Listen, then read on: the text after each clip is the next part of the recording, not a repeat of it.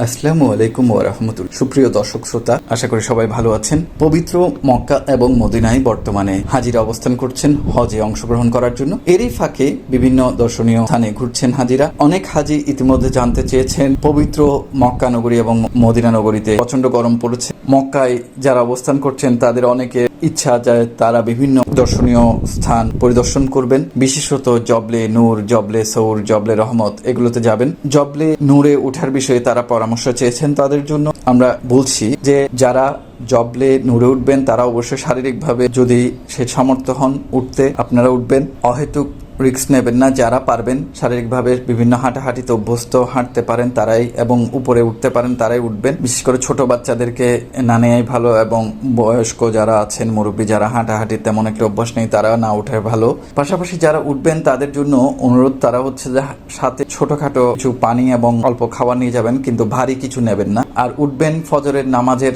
আগে, ফজরের নামাজের সময় অথবা আসরের নামাজ পড়ে। এই সময়গুলোতে উঠলে আস্তে আস্তে যে গরম সেটি অনুভূত হবে এবং ডিহাইড্রেশন হওয়ার সম্ভাবনা কম থাকবে। আপনারা অবশ্যই ওঠার সময় পর্যাপ্ত পানি পান করবেন এবং পর্যাপ্ত বিশ্রাম নেবেন। সবাই ভালো থাকুন, সুস্থ থাকুন, সুন্দর থাকুন। সবার জন্য শুভকামনা। ধন্যবাদ সবাই।